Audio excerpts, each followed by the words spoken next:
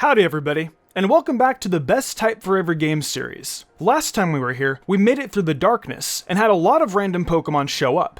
You guys reminded me of the Alolan forms being in Let's Go, and counting. So the best dark type for Let's Go is whatever those you want it to be. Anyway, this week we've got a special case in our hands. We have the Fairy typing, the newest typing Game Freak has introduced. So we're not going to play in hypotheticals and go back and look at Pokemon that would eventually become Fairy types. Instead, we're going to start from X and Y and work out of there. So this video might not be super long, but I'll be sure to get a little deeper into these choices to make it worthwhile.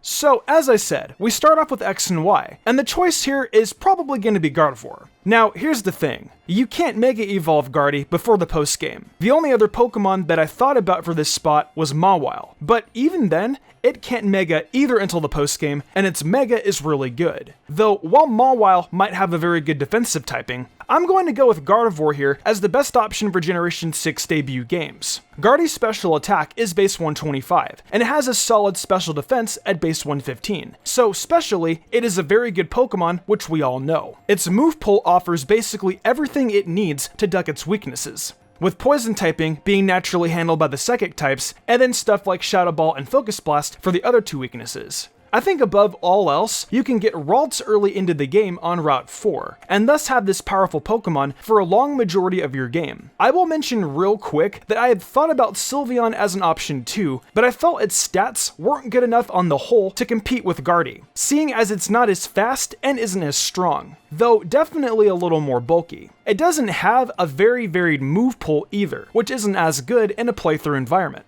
So we picked Gardevoir for X and Y, but we have Oras to pick now, and Gardevoir is a pick for this game as well, specifically for Alpha Sapphire. It's able to Mega Evolve now, but that isn't until after you defeat Kyogre or Groudon, so it's really just a boost in power for the endgame. Its move pool still has Moonblast, Psychic, and Focus Blast, among other bits of coverage that allow it to excel throughout the game. Now, for Omega Ruby, it's going to be Mawile this time. Mawile is available in Granite Cave, and in Verdanturf Town, you'll actually be able to get its Megastone. So with the Mega Mawile, I personally feel that you've got the best Fairy type in the game at your disposal. It gains huge power for an ability, which is absolutely major, putting a base 105 attack even further and turning it into a massive offensive threat. Its Steel typing leaves it weak just to ground and fire, with a tremendous amount of resistances and a few very good immunities. When you look at the gyms, and the Elite Four as well, Mawile is in a great position to tank a ton of battles based off of its typing alone. It's got moves like Play Rough and Iron Head, which are such powerful stab moves. And while it doesn't have the sort of coverage on the physical end that it does on the special side of its move pool, it's still just so good.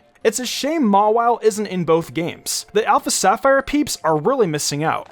So when it comes to Sun and Moon and in Ultra Sun and Moon, we've got the same Pokemon for all four games. It's going to be a top starter for the games, the revered Primarina. So of course right off the bat, it's your starter. You get this thing at the start of the game, so you'll have it on your team longer than anything else, and it's going to offer you the most you can get out of any other Fairy type. Its special stats are really damn good. It can hit stupid hard and take some hits as well, and honestly, the Water Fairy typing is a great offensive connection. Sparkling Aria or Scald for a Water type move can carry, and of course Moonblast is the premier special attacking Fairy move. The four Kahunas get absolutely bodied by Fairy and Water moves, thus meaning a good amount of the Elite Four does as well. There's plenty of Totem Pokemon that wouldn't appreciate those moves either. And for coverage, Blizzard will put in some work in the late game, or even a weaker move like Icy Wind in the Ultra releases can make a difference. It's just, well, pure domination on Primarina's part. Some other Pokemon that are available in those games that I considered were Ribombee, which has Quiver Dance and good stats like 124 speed. It's a lot faster than Primarina, but its typing can't match. Then I looked into Sylveon again, but once more, its coverage just wasn't enough. Mimikyu? It's good, we know that full well, but due to its lack of water type moves, it wasn't going to do as well as Primarina either. It's just not every generation that you get a starter that can absolutely dominate like 70% of the entire game, and Primarina does just that. So we move on to Let's Go Pikachu and Eevee, and for these games, there were really only a few options. I looked into Alolan Ninetales as the pick here, and it's very good, and was worth checking in on. But it just wasn't what I wanted to go with here. I instead decided on really the only other viable Fairy type available, Clefable. It is the original fairy Pokemon after all, and its move pool is the biggest reason why it gets the nod in these games. It can learn like anything it feels like. It can learn Moonblast as a Clefairy, and then Ice Beam, Thunderbolt, Flamethrower, you name it.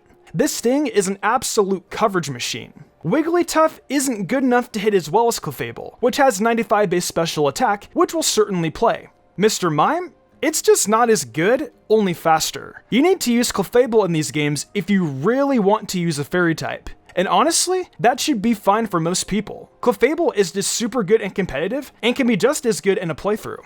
Alright, to wrap this up, we go to Sword and Shield. And we've got a few Pokemon to talk about. Mostly because, I'll say it right off the bat, I'm not too particularly sure which Pokemon to pick for these games. The first one I looked at is of course Gardevoir, which is still a strong Pokemon on the special side and now has ease of access to a lot of coverage moves thanks to the presence of TRs. Its typing remains very decent and it's able to mostly take out all of its weaknesses. The only thing holding it back versus the other Pokemon I'll talk about is its real lack of bulk. Now, I also looked at Clefable too, since we just went over it, and it's pretty good obviously. It isn't as strong as Guardy, but has a little more bulk and definitely better coverage in the move pool. It's almost unmatched. Then for new Pokemon, I reviewed Togekiss, as it's also a really fantastic special attacker and has some very solid bulk. It too, honestly, has some decent coverage. Not just with its stab, but also in some fire-type moves and grass moves. Finally, there is Grimmsnarl, which I chose as the best dark type last week for Sword and Shield if you didn't have the DLC. And it's right back in the conversation again this week as the best physical attacking fairy type in these games. Its great move pool of powerful physical attacks really sells it to me, but some of those weaknesses can be a problem.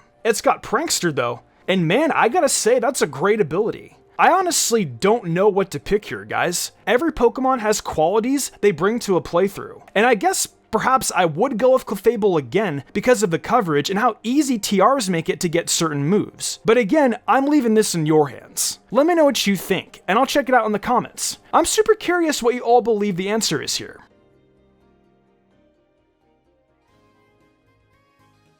So that is going to do it for another video in this series. We didn't have too much to talk about, but what can you expect when you're discussing a typing that's so new? Thankfully, we won't have another video like this one. But hey, a short one isn't always so bad ever so often. Let me know what typing we're doing next. I assume the Steel type, but maybe you guys will surprise me. That would be nice. I'll be looking out. Hey, welcome to my new outro. A big thank you to everyone for watching the video. I want to give a huge thanks to my phenomenal team and for the amazing art done each week by Danny the Demon. I couldn't do all this without them. If y'all enjoyed the video and want to see more content like this, be sure to leave a like, subscribe, and hit that notification bell. Be sure to leave a comment too. It really helps us out. I have a brand new TikTok for Mystic Umbreon, and I've got a goal to get 10k followers over there. If we can hit that goal, I'm going to pick a random video suggested to me by you guys and do it. So go over there and leave a follow.